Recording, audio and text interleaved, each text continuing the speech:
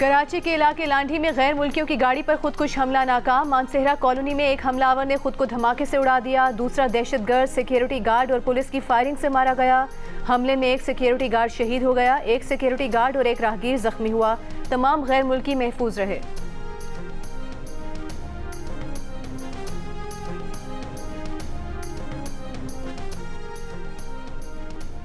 वज़ीर आज़म शहबाज शरीफ से तुर्क सरमायाकार वफ़द की मुलाकात। पाकिस्तान में सरमायाकारी में गहरी दिलचस्पी का इजहार। शहबाज शरीफ ने कहा कि पाकिस्तान में बैरूनी सरमायाकारी की मौजूद इस्तेदाद से फ़ायदा उठाने के लिए निज़ाम में इस्लाहात की गई हैं।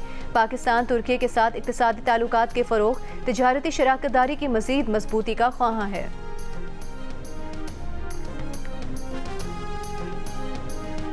वज़ीर आज़म की ज़ेर सदारत स्मगलिंग की रोकथाम के हवाले से आला सतह का जायज़ा इजलास। शहबाज शरीफ ने कहा कि आर्मी चीफ को स्मगलिंग के खात्मे के लिए हुकूमत के साथ मुकम्मल ताउन पर खिराज तहसीन पेश करते हैं। इजलास में AD ख्वाजा की सरबराही में अफगान ट्रांजिट ट्रेड पर कायम शुदा तहकीकाती कमेटी की रिपोर्ट पेश। वज़ीर आज़म शहबाज शरीफ ने स्मगलिंग के खात्मे के लिए मुहिम तेज़ करने की हिदायत जारी कर दी।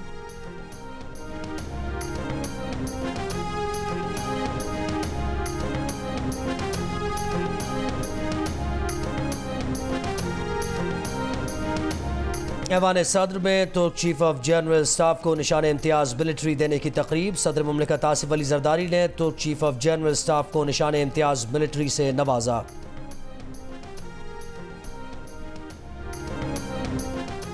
इसराइल का ईरान पर मिसाइल हमला। अमरीकी हुकाम के मुताबिक इसराइली मिसाइल ईरानी शहर इस्फहान के करीब फौजी अड्डे पर लगा। इसराइल का हमला इंतहाई महदूद पैमाने का था। दूसरी जानिब ईरानी हुकाम ने इसराइल के मिसाइल हमले की तरदीद करते हुए कहा कि इस्फहान में कोई मिसाइल हमला नहीं हुआ। ईरानी सीनियर कमांडर के मुताबिक धमाके की आवाज़ें इस्फहान में मशकूक शय को निशाना बनाने की थीं। रात के वक्त होने वाले हमले से कोई नुकसान नहीं हुआ। ईरानी साइबर स्पेस सेंटर के तर्जुमान के मुताबिक इस्फहान की फ़ज़ा में 3 ड्रोन तबाह कर दिए गए। उधर आलमी तवानाई एजेंसी का कहना है कि इसराइली हमले से ईरानी जौहरी तंसीबात को कोई नुकसान नहीं पहुंचा। आलमी जौहरी एजेंसी सूरत हाल का करीब से मुशाहिदा कर रहे हैं। आलमी जौहरी एजेंसी की फ़रीक़ैन से तहम्मुल की भी अपील। कहा कि फ़ौजी तनाज़ात में कभी भी जौहरी तंसीबात को निशाना नहीं बनाया जाना चाहिए।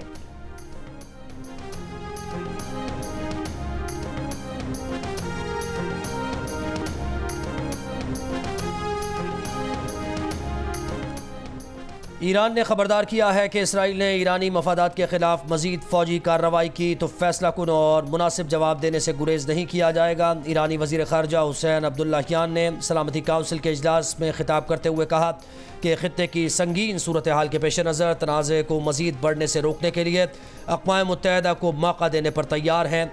ईरान की एटमी सिक्योरिटी के कमांडर अहमद हक तलब ने खबरदार किया कि सहूनी हुकूमत ने ईरान की एटमी तनसीबात से मुताल्लिक़ कार्रवाई की तो जौहरी प्रोग्राम दोबारा शुरू किया जा सकता है। जदीद मिसाइल से इसराइल की एटमी तनसीबात को निशाना बनाएंगे।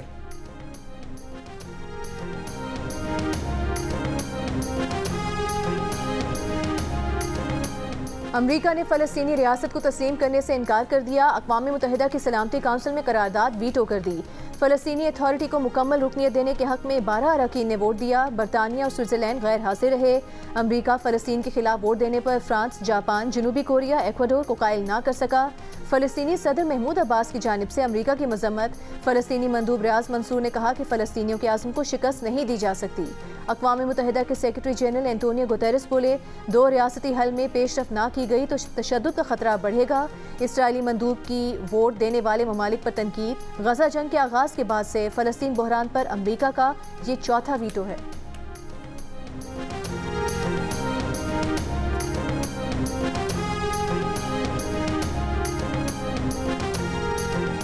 वाशिंगटन में पाकिस्तानी मुआशी टीम की आलमी मालियाती इदारों और दोस्त मुल्कों के मुआशी हुकाम से गैर रस्मी मुशावरत। आलमी मालियाती इदारों के हुकाम का तवील के बजाय मुख्तसर मुद्दत के प्रोग्राम का मशवरा। ज़राए के मुताबिक आलमी मालियाती इदारों ने टैक्स निज़ाम को डिजिटाइज़ करने के लिए हर किस्म के रिलीफ को ख़त्म करने, हुकूमती कंपनीज़ को तेज़ रफ्तार निजकारी और नुकसान वाली सरकारी कंपनीज़ का इंतज़ामी कंट्रोल निजी शोबे के हवाले करने का मशवरा भी दिया। आलमी मालियाती इदारों ने गैर ज़रूरी हुकूमती महकमों को ख़त्म और दीगर में छांटी का भी मशवरा दिया।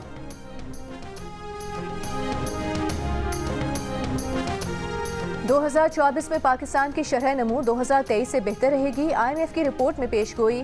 रिपोर्ट के मुताबिक पाकिस्तान की माशी बहाली में मुसल्लह तनाज़ात, पेट्रोलियम मसनूआत की दरामद और दीगर ढांचा जाती मसाइल हाइल हैं। रवां साल हुकूमती इदारों की माली ज़रूरियात को पूरा करना पाकिस्तान के लिए बड़ा चैलेंज है। पाकिस्तान को अखराजात, सब्सिडी में कमी, टैक्स छूट को ख़त्म और टैक्स वसूली बढ़ाने के लिए इक़दाम करने चाहिए। रिपोर्ट में तजवीज़ दी गई है कि तिजारती इंफ्रास्ट्रक्चर को बेहतर बनाकर पाकिस्तान बरामदात में 8% इजाफा कर सकता है।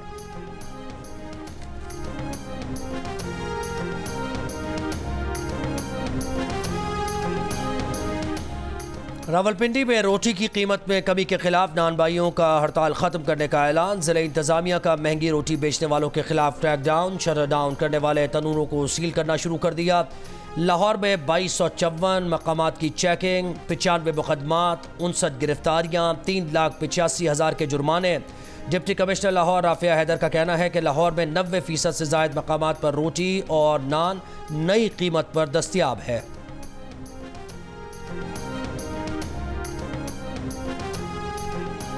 तहरीक इंसाफ के रहनुमा परवेज़ इलाही को अडयाला जेल से कहीं और मुंतकिल ना करने के लिए दायर दरख्वास्त पर इस्लामाबाद हाई कोर्ट में समाअत। अदालत का पिम्स के मेडिकल बोर्ड को परवेज़ इलाही की सेहत का दोबारा जायजा लेने का हुक्म। अदालत ने मेडिकल बोर्ड को हुक्म दिया कि हफ्ते को दौरा करके रिपोर्ट दें कि परवेज़ इलाही को जेल रखें या अस्पताल मुंतकिल किया जाए। जेल में फराहम करदा सहूलियात पर भी रिपोर्ट तलब। जस्टिस अरबाब ताहिर ने इस्तफसार किया कि 78 साल शख्स की क्या हालत होगी, उनके साथ सरकार क्या कर रही है। इस पर मेडिकल बोर्ड के सरबराह ने कहा कि परवेज़ इलाही की तबीयत अब बिल्कुल ठीक है, उन्हें वापस जेल मुंतकिल कर दिया है।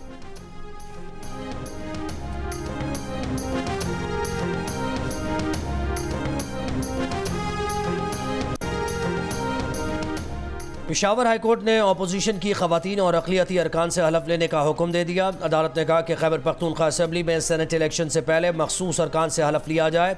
वज़ीर आला और सूबाई काबीना असम्बली इजलास तलब करने के लिए इक़दामात करें। आइन के आर्टिकल 105 के तहत 14 दिन के अंदर KP असम्बली का इजलास तलब किया जाए।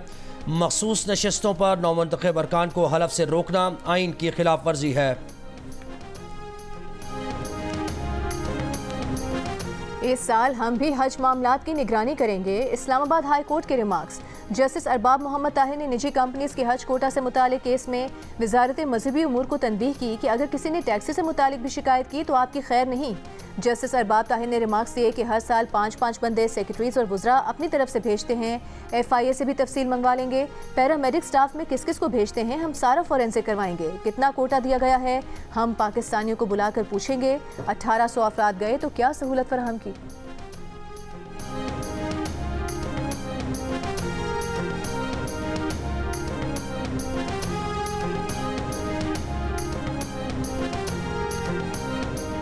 आर्मी चीफ से सऊदी अरब के नायब वज़ीर दिफा मेजर जनरल तलाल बिन अब्दुल्ला की मुलाकात। दो तरफा दिफाई पैदावार और फौजी तरबियत पर बातचीत। ISPR के मुताबिक सऊदी अरब की जानिब से इलाकाई सलामती के लिए पाक फ़ौज की कामयाबी और कुर्बानियों का एतराफ़ किया गया।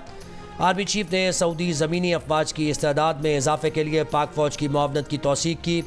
सऊदी नायब वज़ीर दिफा की GHQ में पाक सऊदी दिफाई फोरम के 5वें इजलास में भी शिरकत।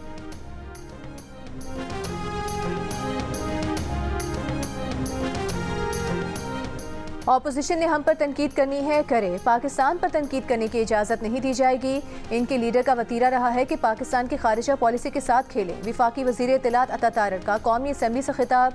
अताउल्लाह तारर के खिताब के दौरान ऑपोजिशन का शोर शराबा। अता तारर ने कहा कि पहले इनके अरकान बयान देते हैं, फिर पार्टी अकाउंट से तरदीद आती है। यू टर्न लेना इस पार्टी का वतीरा रहा है। इनको अडयाला से ऑर्डर आता है कि दोस्त मुल्क के खिलाफ बयान दो।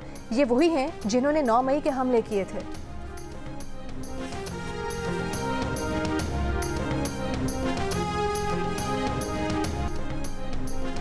और DG civil aviation Khaqan Murtaza को ओहदे से हटा दिया गया। सेक्रेटरी एविएशन सैफ अंजुम को DG CAA के ओहदे का आरज़ी चार्ज देने का फैसला। नए DG CAA के लिए 4 माहिरीन के नाम ज़ेर गौर।